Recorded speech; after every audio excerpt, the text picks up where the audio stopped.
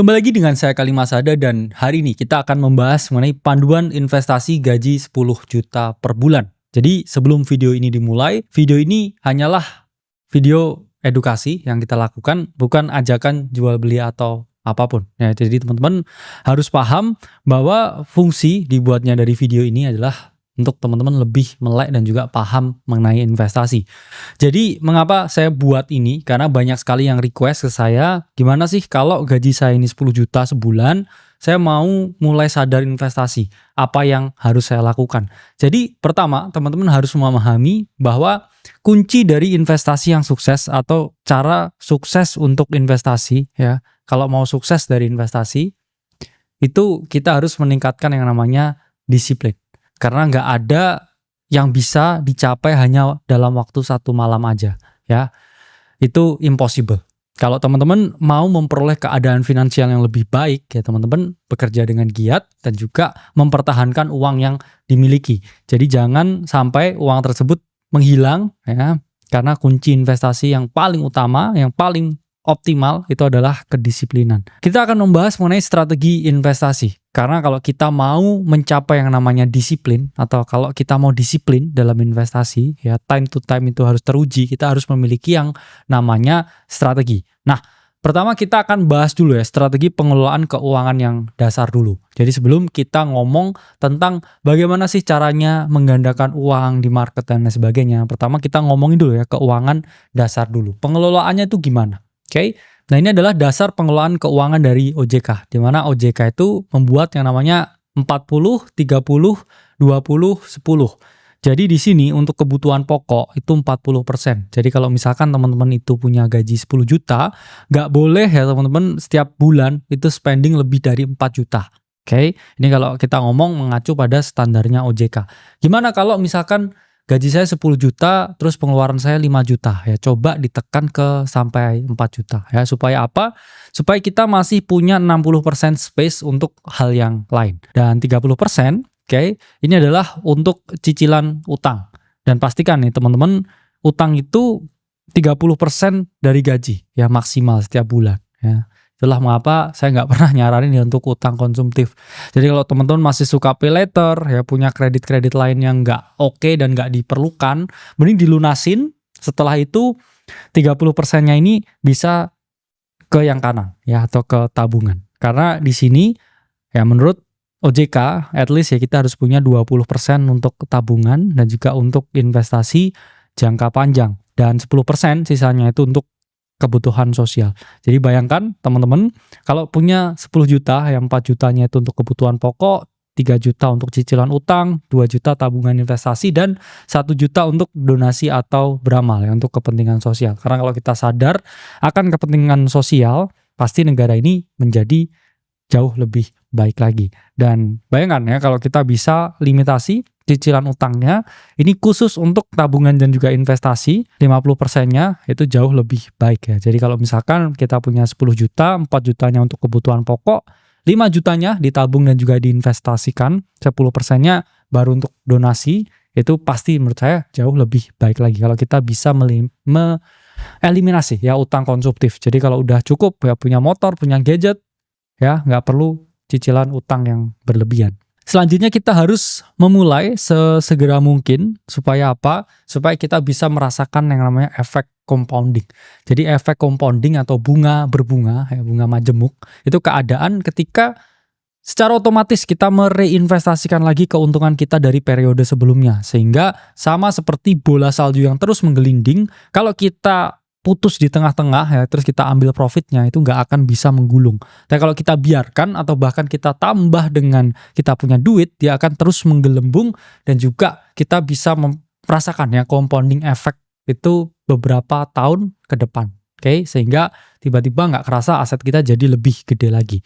Jadi kita akan membahas ya strategi investasi berdasarkan kelompok usia.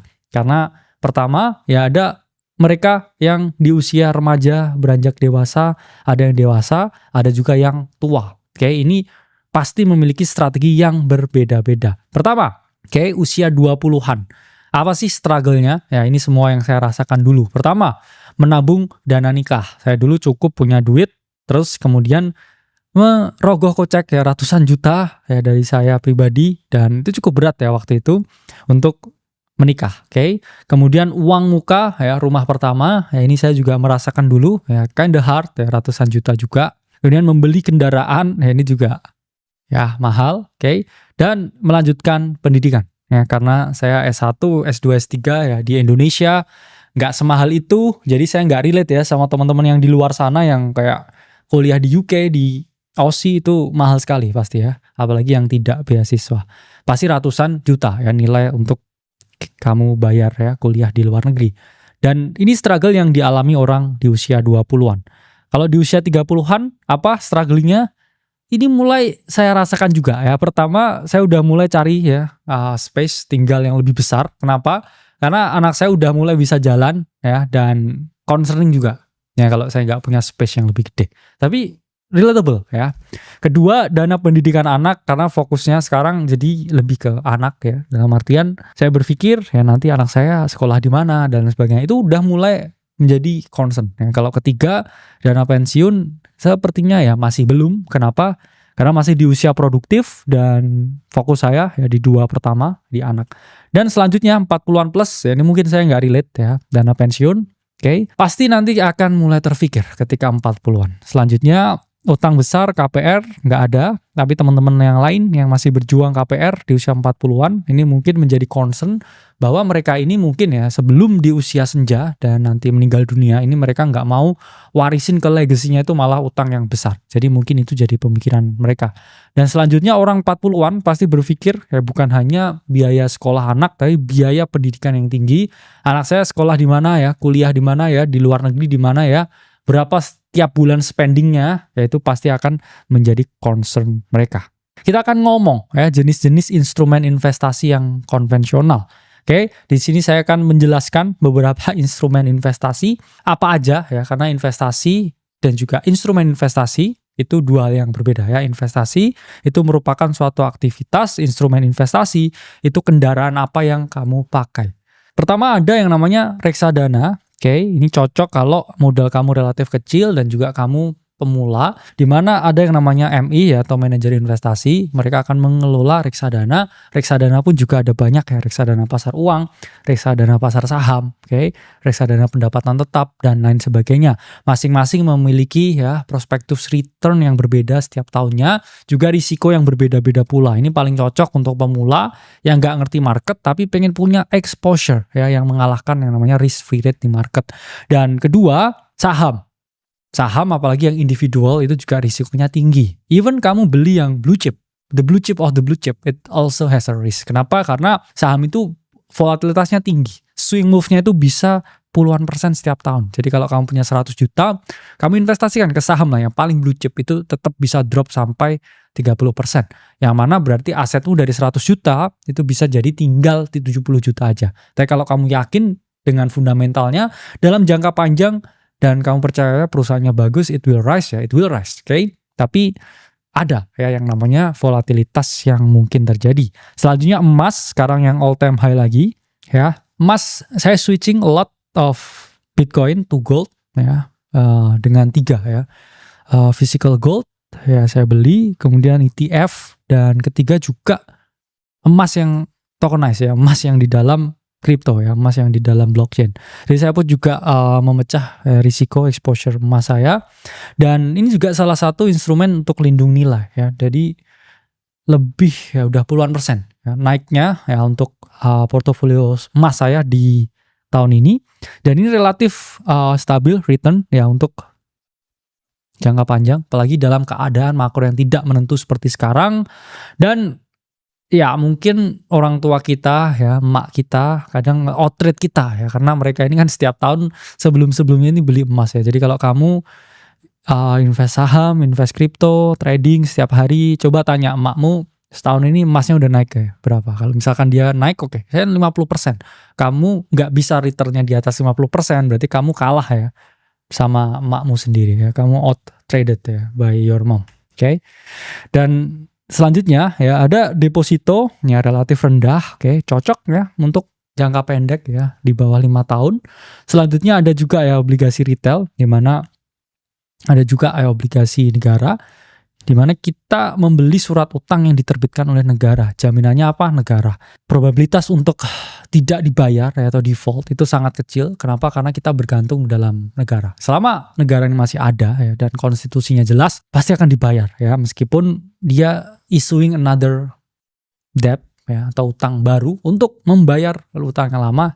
That's a thing. Tapi mereka ya yang berinvestasi dengan obligasi negara, yaitu dijamin oleh negara. Selanjutnya ada crypto, ya, what we know, oke. Udah running tahun ketiga, bull market dari 2022 akhir. Maybe it will come to end soon. Jadi kita juga harus paham ya, risiko dari crypto juga relatif tinggi. Nah, selanjutnya what matters the most is diversification. Karena untuk saya pribadi ya, asetnya itu 3. Ya, saya itu nggak investasi di saham karena saya nggak punya expertise yang tinggi ya di sana. Ya mungkin Bro Timothy jauh lebih paham. The stock is not my thing. Mainly investment. Ya, saya pertama crypto, Bitcoin, oke, dengan segalanya. Dan kedua di gold, oke. Dan ya yang ketiga in USD ya. Kenapa? Karena saya juga merasa bahwa mata uang USD dalam jangka pendek ya, berarti saya juga trade di mata uang ya. Almost no exposure to IDR. Kenapa? Karena saya believe in the short run ya, USD akan cenderung menguat ya daripada IDR. Itulah mengapa saya punya exposure di sana. Jadi cukup 3 ya diversifikasinya, dan I think it's very important. Meskipun di dalam kripto ya, kalau di breakdown lagi saya juga punya beberapa altcoin yang ada. Oke. Nah, gimana kita melihat ya target pertumbuhan yang realistis di Indonesia ini? Oke. Jadi pertama, kita harus paham bahwa ada yang namanya inflasi. Kalau sesuai data ya, inflasi itu rata-rata 2,9% sampai 3% setiap tahun. Jadi itu harus jadi benchmark. Kalau dalam 1 tahun keseluruhan asetmu gak bisa bertumbuh lebih dari 3%, itu artinya kamu dikalahkan inflasi. Artinya apa? Kamu jadi lebih miskin by system, by design, karena kamu gak bisa mengalahkan keadaan makro yang ada atau keadaan ekonomi ya, transaction di sekitar kamu. Jadi kamu harus bisa kalahin inflasi 3%, karena kalau enggak ya kamu akan 3% lebih miskin tahun ini ya. Tahun depan lagi nggak bisa ngalahin inflasi. Kalau tahun depan inflasinya 5% dan asetmu malah minus ya, kamu udah nggak bisa ngalahin inflasi, terus kamu juga memperoleh depresiasi dari nilai asetmu. Oke. Itulah mengapa ada deposito, ada pasar uang yang selalu didesain ya untuk mengalahkan inflasi. Itulah disebutnya kenapa ya risk free rate, karena risiko ya yang sesuai ya nilainya dengan surat utang atau aset-aset yang relatif aman lain ya, yang dijamin oleh negara. Selanjutnya juga bisa lihat ya RDPT atau obligasi, di mana rata-rata ya reksadana pendapatan tetap itu 6-9% setiap tahunnya. Tapi ini pun juga cocok ya untuk retail, tapi kalau kamu ultra high net worth individuals cukup sulit untuk bisa ya mendapatkan exposure ke aset-aset ini. Apalagi kalau kamu size-nya cukup gede ya, kamu pasti ya memiliki kesulitan untuk keluar masuk di market ya, kecuali kamu beli ya, obligasi pemerintah yang mana likuiditasnya itu pasti jauh lebih tinggi. Selanjutnya emas pun ya, yang fisik ya, saya ngomong physical gold ya, di Antam dan lain sebagainya. Itu pun juga nggak segampang itu dapetinnya. Ya it's a liquid, tapi kalau kamu mau kayak 100M hari ini yang fisik, ya it will take times tuh ya, beberapa hari buat telepon dan lain sebagainya baru kamu dapetin. Ya memang nggak segampang kamu jual beli Bitcoin di exchange ya, kamu tinggal market sell, market buy. Likuiditasnya ada ya, tapi nggak seinstan itu untuk dicairkan. Jadi teman-teman juga harus paham. Dan rata-rata ya emas itu juga mengalahkan inflasi in the last 10 years, naik ya lebih dari 10% ya, to be exact 10,7%. Selanjutnya ada reksadana saham ya, rata-rata return 8-10% setahun ya. Jadi kamu juga harus lihat benchmarking juga inflasi berapa, dan saya investasi di reksadana apa, is that outperforming inflation or not? Ya, itu juga harus menjadi pertanyaan yang kamu jawab sendiri ya. Kalau enggak bisa ngalahin ya berarti kamu harus switching dan juga rubah ya ke aset-aset yang lain. Dan terakhir ada juga ya reksadana campuran ya, konservatif, return 6-8% per tahun. Selanjutnya, oke, yang realistis ada juga properti, tapi properti itu yang paling tidak liquid menurut saya dari semua aset kelas yang ada. Butuh biaya maintenance yang tinggi, pajaknya mahal, kalau kamu likuidasi propertimu sekarang, even it's a very good property, ya kayak rumah kos di tempat yang bagus banget, deket banget dengan kampus, deket ya, belakang BINUS lah, itu butuh 1-2 tahun tetap ya buat itu laku. Ya rata-rata dia untuk bisa dijual. Jadi teman-teman harus paham banget, itu juga tergantung siklus ekonomi dan juga siklus suku bunga. And then the last one, crypto, ini paling volatile, ya, kamu bisa ratusan persen cuan setiap tahun, multi-bagger, tapi dia juga drawdown-nya itu juga relatif tinggi, ada siklusnya, ada yang namanya technical risk, ya, ada yang namanya protocol risk, bisa saja ya hack in exchange, hack in cold wallet, etc. Itu juga bisa menjadi faktor pertimbangan, ya. Ini by data ya, setelah saya ngobrol banyak dengan fund manager dan juga banyak sekali ya asset manager, rata-rata hanya 2,5% exposure dari big money dan juga family office ke aset kripto. Nggak lebih ya dari 2,5%. Itu pun mereka juga nggak pegang atau self-custodyin sendiri atau punya akun di exchange. Mereka biasanya berinvestasi ke berbagai fund kripto dan itu 2,5% dari mereka punya namanya exposure. Selanjutnya kita ngomongin beberapa diversifikasi ya portofolio. Ini by research, dalam artian kita buat ini sesuai dengan keadaan orang di Indonesia. Mungkin nggak cocok juga dengan teman-teman, nggak apa-apa kalau nggak mau diikutin. Ini hanya suatu simulasi untuk tujuan edukasi semata ya. Misalkan kamu di usia 20-an, oke? Kamu udah mencapai yang namanya dana darurat, terus kamu mau meningkatkan lagi ya potensi investasi ke dalam aset yang berisiko cukup tinggi. Di usia ini kamu sweet spot, belum banyak tanggungan, belum berkeluarga, mau belajar ke market. Ini kamu bisa melihat ya komposisi seperti ini. Misalkan 60% ya di saham, yang mana kita tahu sekarang stock market lagi koreksi di Indonesia. Bisa ya, kalau kamu punya 100 juta, bisa 60 jutanya exposure ke saham. Apa aja, kamu bisa fokus ke dalam sektor-sektor yang cukup long last ya, selama 20 tahun. Entah itu sektor keuangan atau sektor energi. Ya. Ini juga ada juga yang 60%-nya ini kripto. Ya. It's your thing, ya, do your own thing. Obligasi exposure 20% untuk memberikan ya stabilitas, ya exposure ke gold. Oke, 10%. Reksadana pasar uang 5%, kripto 5%. Nah, ini jadi bisa di switch ya, bisa kamu 60%-nya di kripto di sini, kemudian saham di sini 10%, ya, emas 10%, obligasi 20%. Karena apa? Karena obligasi dan juga ya saya ngomong aset yang lain itu juga equal to cash ya, dicairin mudah dan nggak sefluktuatif itu.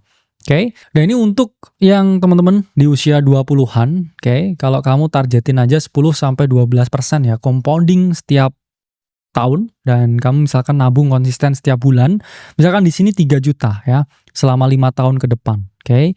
Kalau 5 tahun ke depan yaitu ada 60 bulan, kalau kamu nabung dan juga menanam ya uang dalam investasimu 3 juta lah sebulan, dan total, ya ini kamu akan dapatkan 180 juta. Tapi kalau compounded ya 10% sampai 12% setahun dari 180 juta, ya ini bisa jadi 233 juta. Ya, ini termasuk pertumbuhannya. Nah, kalau kamu bisa ya lebih jago ya 30%, 40%, of course ya angkanya itu jauh lebih besar.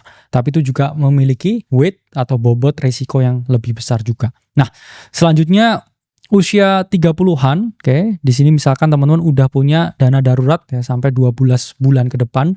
Kenapa? Ya karena kebutuhan lebih tinggi, ketidakpastian lebih tinggi. Saya saranin kalau teman-teman udah usia 30-an, itu dana daruratnya nggak cukup 6 bulan aja. Bisa sampai 12 bulan. Nah, bisa juga exposure sini ya relatif mirip ya 50% di saham. Mungkin ya blue chip dan lain sebagainya, karena banyak sekali ya orang-orang yang investasi di saham itu kebanyakan juga para milenial. Obligasi 25%, emas 15%, ya kripto 5%, pasar uang itu 5%. Jadi di sini teman-teman harus paham, oke? Strategi di usia 30-an itu menekankan ya keseimbangan, ya tetap tumbuh meskipun kalian ya mengurangi risiko yang relatif ekstrim. Oke, dan di sini kalau kamu grow-nya ya 8%, ya 9%, volatility yang moderat, dan kamu ya di dalam sini ya konsisten 3 juta pun ya setiap bulan di usia 30 tahun, itu kamu 10 tahun ke depan ya bisa dapat yang 480 juta ya. Kalau kamu konsisten. Ya, ini dihitung ya compounding dengan komposisi yang dibuat tadi ya. Jadi bisa ditiru komposisinya dan setiap bulan ya dengan 3 jutanya itu dialokasikan ke sana. Nah, selanjutnya ini usia 40-an ya. Fokusnya di sini ngelindungi nilai, udah siap pensiun, bisa 40% di obligasi, ya 30% di saham, 20% emas, 10% di pasar uang, di mana di sini ya teman-teman bisa fokus ya ke obligasi pemerintah, ya deposito, lebih ke mindset jangka panjang. Dan di sini ya aiming 6% ya setiap tahunnya. Dan kalau kamu nabung ya 3 juta ya 15 tahun ke depan, itu bisa mencapai angka ya 1,1 miliar. Ya, kalau di sini kamu lebih gede ya bisa 30 juta per bulan, ya ini angkanya ya bisa di 10,1 miliar. Nah, ekspektasi return 6% setiap tahun compounding, oke. Ini juga bisa diterapkan juga. Nah, ininya tuh nggak sesulit itu sebenarnya investasi. Yang sulit itu adalah konsistensi, disiplin ya setiap bulan ngalokasiin segini. Itu yang paling sulit sebenarnya di dalam investasi. Dan ini ada beberapa prinsip penting ya yang harus kita pahami. Pertama, disiplin dan konsisten. Jangan karena ini investasi, ya mikirnya kayak ini masukin duit besok kaya, enggak. Ya jangan dilihatin terus angkanya, tapi juga jangan berhenti ya. Terus disiplin dan juga konsistensi. Nah, selanjutnya diversifikasi. Tadi udah ada ya beberapa tabel yang bisa teman-teman ikuti sesuai dengan bracket usia masing-masing dan lakukan evaluasi dan rebalancing rutin. Misalkan teman-teman ada kripto, terus di situ kriptonya udah naik, terus habis itu porsinya jadi lebih gede daripada yang lain, kamu bisa rebalancing ke aset yang lain secara merata. Kemudian terakhir ya perhatikan biaya, ya ini ngomong biaya transaksi dan juga adanya pajak. Karena teman-teman kan ketika bertransaksi aset-aset keuangan itu ada biaya, ada juga pajak yang harus teman-teman bayar. Jadi itu ya bagaimana strategi dengan 10 juta, karena tadi udah saya background nih ya. 10 juta itu bisa untuk umur 20-an, 30-an, atau untuk teman-teman umur 40-an. Alokasinya seperti itu. Semoga video ini bermanfaat. Sampai jumpa di video selanjutnya.